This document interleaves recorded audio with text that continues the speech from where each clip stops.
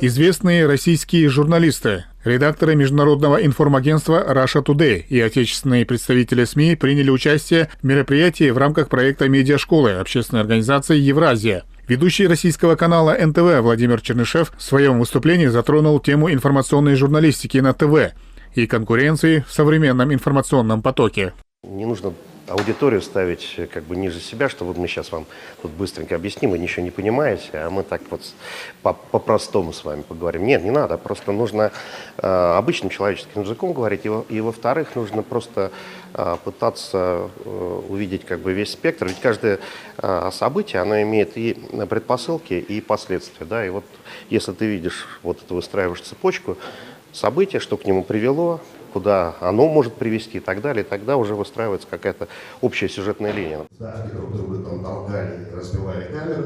Также российский журналист затронул тему фейковых новостей. По его словам, в мире из-за фейков происходит много негативных моментов, вплоть до крупных вооруженных конфликтов. Зачастую в подготовке ложной информации используют передовые технологии, такие как искусственный интеллект.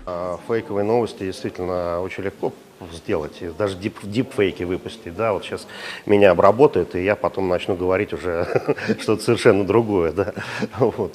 Это все очень легко сделать технологически, рассчитано это как раз на аудиторию, которая, ну, не подготовлена, не очень разбирается в событиях, и именно в том-то и задача нормальной, качественной, обычной журналистики давать аудитории картину мира, в которую не будут вписываться уже фейковые новости. Она не будет верить там каким-то совершенно диким фейкам. Программа медиашколы охватывает основные аспекты современной журналистики, работу в кадре, создание видеоконтента, использование алгоритмов платформ YouTube и Instagram.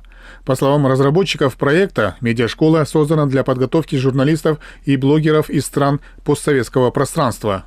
Мы же перестали, наверное, не перестали, но, наверное, чуть меньше друг от друга узнаем. И вот есть сейчас возможность, наверное, и вообще как бы тренд на то, что, наверное, надо снова всем как бы возобновлять отношения.